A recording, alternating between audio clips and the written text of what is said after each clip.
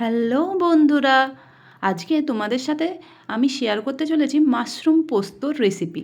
অনেক দিন হয়ে গেল তোমাদের সাথে কোনো ভিডিওই শেয়ার করা হয় না আমার। আর যদিও শেয়ার করতাম আগে, সেগুলো সমস্তই ব্যাকগ্রাউন্ড মিউজিক দিয়ে।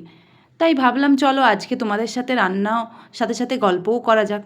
প্রথমেই আমি মাশরুমগুলো খুব ভালো করে কেটে ধুয়ে নিয়েছি।